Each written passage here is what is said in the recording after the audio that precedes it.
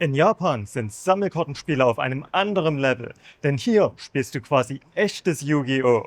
Du hast meine Fallenkarte aktiviert. Kurz gesagt, deine echten Karten erscheinen als Einheiten auf dem Spielfeld. Wo gibt es das? In japanischen Arcades. Aber Besucher nicht nur wie die meisten Touristen die Kranautomaten in den unteren Stockwerken, sondern gehe nach oben. Erster Schritt hier, du suchst so einen Kartenautomaten und kaufst dir erstmal eine Arcade-Karte. Die ist wichtig, denn mit ihr speicherst du deinen Spielfortschritt und kannst zudem das Tutorial von vielen Spielen kostenlos spielen. Die gibt es von vielen Firmen und teils auch mit limitierten Motiven. Achtet dabei vor allem darauf, dass sie das AIM-Logo haben, denn die sind nicht an eine Firma gebunden, sondern funktionieren mit gut 90% der Automaten dort. Wie läuft das Ganze nun ab? Je nach Spiel anders. Deswegen stelle ich dir direkt ein paar vor. Was bei allen gleich ist, du legst deine zuvor gekaufte Arcade-Karte auf den Scanner am Automaten und wirfst erst danach dein Geld ein. Eine Runde kostet zwischen 100 und 300 Yen, je nach Spiel.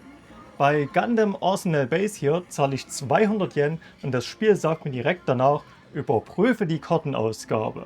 Auf Japanisch. Das ist etwas, was dir durchaus bewusst sein sollte. Es ist gut, wenn du die Sprache lesen kannst. Wie du das direkt mit Spielen lernst, ist in diesem Sinne ein großes Thema auf meinem Kanal und ich habe auch ein Buch und einen Udemy-Kurs mit allen Details veröffentlicht. Und nun kommt das Geniale. Die Automaten können exakt diese Karten lesen. Wenn ich mein Team zusammenstelle, dann wähle ich es nicht aus einem schnöden Menü aus. Ich lege die Karten hier auf den Scanner und das Spiel erkennt es. Freie Positionen würfelt er hingegen zufällig zusammen. Danach geht es zum eigentlichen Gameplay, das hier über einen Touchbildschirm gesteuert wird. Gundam Arsenal Base ist im Kern ein MOBA. Ich ziehe meine Einheiten hier in Linien auf dem Schlachtfeld und kann dann Spezialfähigkeiten aktivieren. Der Rest geschieht automatisch, ist aber wirklich sehr hübsch inszeniert. Wenn ich hier eine Einheit aufs Feld hole, sehe ich um eine kurze Zwischensequenz und ebenso, wenn ich Spezialangriffe auslöse.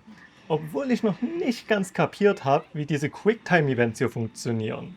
Nach der Runde will dir der Automat dann nochmal extra Geld aus der Tasche ziehen, denn dann kannst du nochmal bis zu 400 Yen reinwerfen, um weitere zufällige Karten zu bekommen. Und die sind teilweise wirklich was wert. Es gibt einen richtig aktiven Gebrauchtmarkt für die. In Läden wie Hobby Station oder Yellow Submarine kannst du das Gacha komplett umgehen und dir deine Lieblingseinheiten direkt holen. Einfache kosten wenige 100 Yen, für seltene Karten zahlst du hingegen schon mal mehrere 100 €. Aber trotz der hohen Kosten dieser Karten empfehle ich, wenn du eine bestimmte willst, kauf sie direkt, denn es wird definitiv günstiger sein, als auf den Gacha-Gott zu hoffen. Außerdem rate ich davon ab, zusätzliche Karten nach einem Match zu kaufen.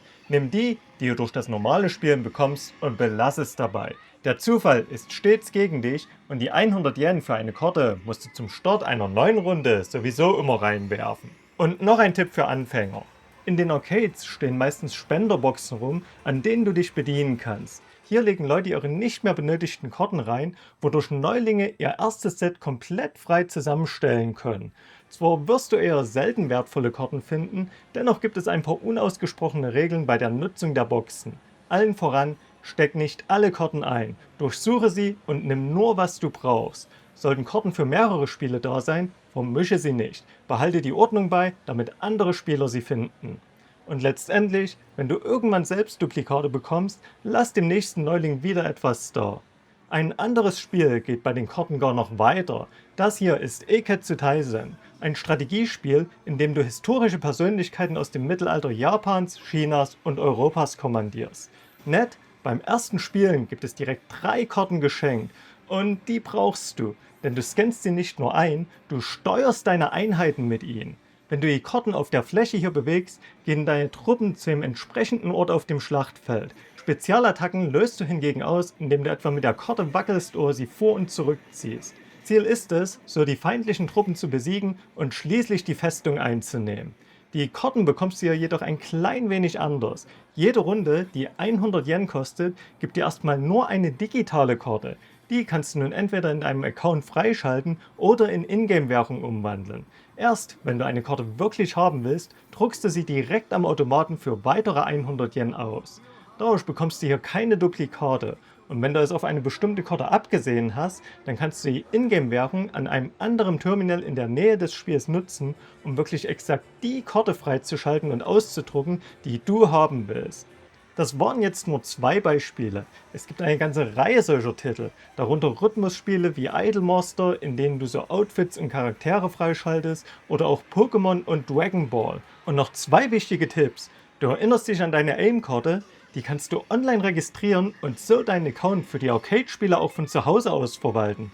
Etwa um deinen Ingame-Namen zu ändern, kosmetische Anpassungen vorzunehmen oder etwaige Season Passes zu kaufen. Zudem kann es sein, dass der Automat gerade keine Karten mehr hat. In diesem Fall gibt dir das Spiel eine Fehlermeldung. Der Trick: Bei den Automaten hast du meist einen QR-Code, den du einscannen kannst, um dein Problem auszuwählen und einen Angestellten zu rufen. Denn einfach vom Automaten weggehen, während das Spiel noch läuft, solltest du eher nicht. Wenn du auf der Suche nach einem einzigartigen Spielerlebnis und einem besonderen Souvenir bist, kann ich bloß empfehlen, diese Spiele mal auszuprobieren. Und wenn dir die nötigen Sprachfähigkeiten noch fehlen, klick einfach auf das Video, das ich jetzt hier einblende. Und ich sage damit wie immer, ciao und bis zum nächsten Mal.